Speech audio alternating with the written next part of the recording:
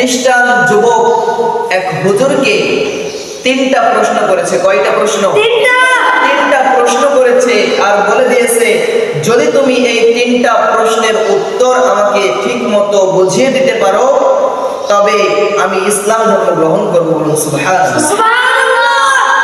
আল্লাহ রাব্বুল আলামিন প্রত্যেকটা যুগে যুগে নবী এবং রাসূলকে প্রেরিত করেছেন, নবী এবং রাসূলকে দুনিয়ায় পাঠিয়েছেন প্রত্যেকটা জাতির হেদায়েতের জন্য। রমাদান মাসে 8টি সময় রয়েছে, যে 8টি সময়ে আল্লাহ তাআলার কাছে দোয়া করতে দেরি হয়, কিন্তু সেই দোয়া আল্লাহ তাআলা কবুল করতে দেরি করে না। বলুন সুবহানাল্লাহ। সম্মানিত মুসল্লানি কিরাম, আল্লাহ তাআলা পবিত্র কোরআনুল কারীমের মধ্যে বলেছেন 6 শ্রেণীর মানুষকে আল্লাহ তাআলা রমাদান মাসেও ক্ষমা করে না। ঈমানদার হতে হলে 3টি বৈশিষ্ট্য আপনাকে অর্জন করতে হবে। 1 নম্বর বৈশিষ্ট্য হলো ইকরার বিল লিসান, জবান দিয়ে আপনাকে স্বীকার করতে হবে। আল্লাহর নবী জনাবে মুহাম্মদুর রাসূলুল্লাহ সাল্লাল্লাহু আলাইহি ওয়াসাল্লাম একবার সাহাবীদের মজমায় বসে আছে। সাহাবীদের মজমায় বসে আল্লাহর নবী সাহাবীদেরকে বলতেছে, ও আমার সাহাবীরা, যুদ্ধের জন্য কিছু কালেকশন করতে হবে, কিছু আদায় করতে হবে।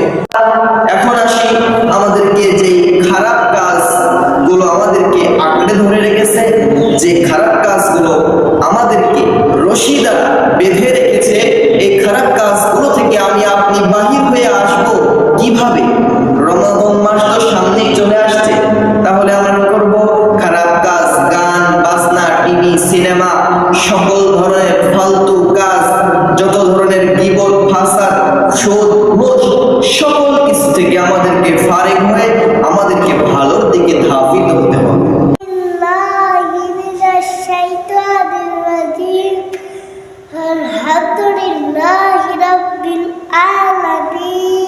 আল্লাহ রাব্বুল আলামিন বলে, আমার আরশের নিচে জায়গা করে দিব যারা দুনিয়াতে থাকতে জিনা থেকে বেঁচে থাকে। কি থেকে বেঁচে থাকে? কথা বলুন। জিনা থেকে বেঁচে থাকে। আল্লাহর রাসূল জনাবে মুহাম্মদুর রাসূলুল্লাহ সাল্লাল্লাহু আলাইহি ওয়াসাল্লাম উম্মতদেরকে উদ্দেশ্য করে বলেন, হে আমার উম্মতেরা, শোনো শোনো, তোমাদেরকে আমি রাসূল কিছু আমল শিখিয়ে দেব, কিছু নেক আমল তোমাদেরকে আমি আল্লাহর রাসূল শিখায়া দেব, তোমরা কি করবে না?